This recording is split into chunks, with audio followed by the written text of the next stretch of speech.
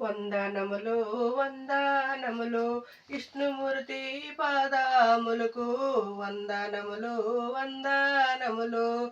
ఈ పాప భారములు నేను మొయ్యజాలనయ్యా. ఈ పాప భారములు నేను చూడాలేనయ్యా.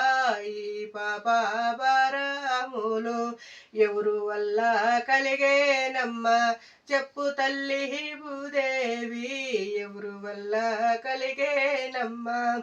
కార్తీకు రాజులేమో అన్యాయం చేసిరయ్యా. ఎల్లమ్మ దేవికి అన్యాయం జరిగేనయ్యా. ఎల్లమ్మ దేవికేమో పచ్చికొండ పాలబోనం తీసుకొని పోతా ఉంటే పచ్చికొండ పాలబోనం అన్యాయం చేసిరయ్యా. ఎంగిలి చేసిరయ్యా.